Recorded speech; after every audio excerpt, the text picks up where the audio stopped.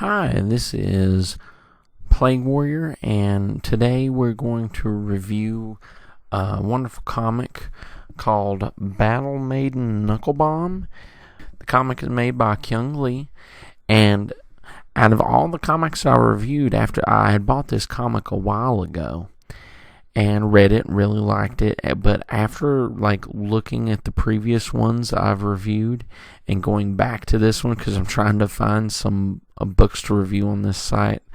By the way, I do apologize for the lateness of getting back to reviews, but after reviewing a bunch of others, this comic is probably my favorite so far.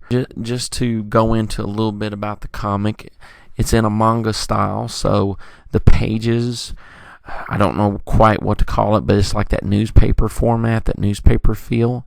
It's set up like a typical American floppy comic book.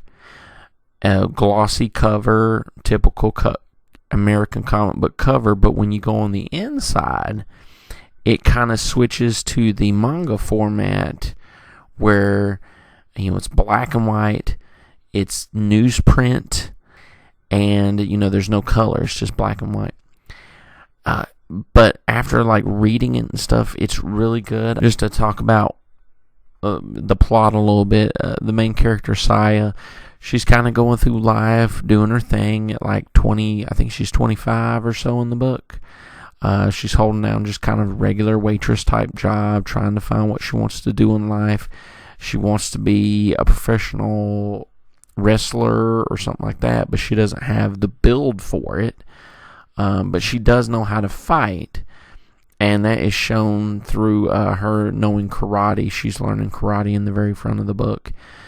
And she's just kind of doing her thing through life, and then she's meeting a couple of her friends, and then she goes to meet her uncle, which is, he's a scientist, and she goes to meet with him because it's a birthday, and when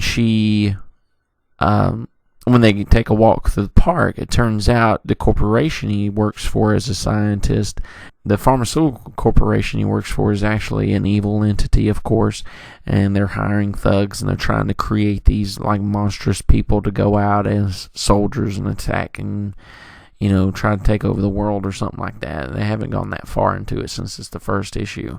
But he's the main scientist, and he's not doing well. I think it's on purpose. Some of them is probably he just doesn't know, but then you can tell because what happens is that as she tries to defend him, of course, she gets kidnapped, beat up. Well, she gets shot. And so then they say, well, your choice is to inject her with the serum and let her and have her live, or we just let her bleed out and die. That's your choice. And so he reluctantly puts the new serum into her. So we kind of get a hint that he was making poor serums on purpose so that they wouldn't be able to take over the world. Well, needless to say, the serum works on her because he's perfected it. So they do an experiment where she's got to fight like this. It's kind of like a big ape looking. It's like an ape dog / humanoid figure. She beats him, and then she goes after the main antagonist of the book. The main antagonist, funny thing, it kind of looks like if Arnold Schwarzenegger was a female. Because it's super built, kind of manly looking, and to be honest, it might be a dude. I'm just not sure. They got so it looks like it's got lipstick on. I swear it's referred to as a she in the book. I'm not 100% sure. It might even be half robot, just because of what happens in the book near the end. But the creature's name is Breacher. Breacher's very funny. I mean, not funny, haha, constantly throwing jokes. But the dialogue of the character, the way the character speaks, the things that it says is very sarcastic, and is what makes it funny. It's not your typical Marvel haha gag type thing. So that the main antagonist Breacher is very funny. Also very threatening, though. They do show in the book the Breacher character actually punching through somebody, like punching a hole through their chest. So it's a very good plot device to show how powerful that this villain is. And so, we get to see near the end of the book, she fights the villain, and then it leaves it on a cliffhanger, which is nice.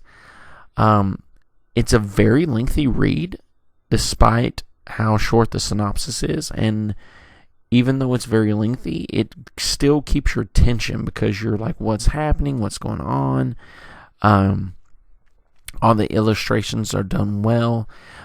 When Saya is in like a human form, typical small frame, very beautiful. When she's in the, like, I don't know what you'd call it, the mega form, the God Hand form, because that's what the serum's called.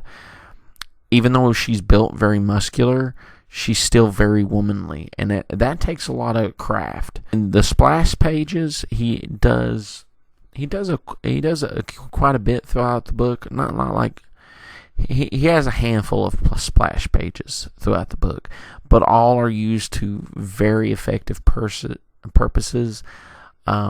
They are done in like big fight scenes, dramatic scenes, stuff like that. So they're all very effective. It's not just splash page for a splash page. The plot is, since it's just the first issue, I'm not expecting some type of Alan Moore type plot, but it is very engaging, keeps you, you're very intrigued to what's going on and what could happen next. He even dangles some plot threads of, future issues. I also want to point out in the book that the plot is interesting in that it's like an homage almost to Captain America, in that, Saya would be Captain America, not quite, because it's female, a lot different, but still, Captain America, and her uncle is kind of like the professor. I'll be honest, I forgot the name to the professor in the Captain America book that makes the super soldier serum, but you get that feeling while reading it. Also, there is some great, hilarious bits that break up the action done in a great way, such as when Saya is naked due to her transformation, and yet she sees Breacher and tries to throw a punch. You get some henchmen in the background that are blushing and kind of elbowing each other, going like, dude, look at that, which is quite funny. And so, it's just written very well, and considering it to be the artwork, I would say, like, artwork combined with plot, I would give a 4 out of 5. And the overall entertainment, I would give a 4 out of 5. So this book is my highest rated so far, with an 8 out of 10, I believe. Just very entertaining. And I got this quite a while ago, I want to say a year or two ago. And I was hoping to see more, and I see Keung Lee has only put out one more. I'm a little bit saddened by that. I hope he's continuing to work on the book. I would like to see more. This, to be honest, is my favorite independent book by far. So I know he's probably not watching it, and I know nobody else is either. But if somebody is watching it and a fan of his, hopefully somebody gets the word to him to continue this work, because it's a wonderful book, a wonderful series, and can't wait to read the second one. Alright, well, sorry I've been away for a while, but hope you all have a good time and a good weekend.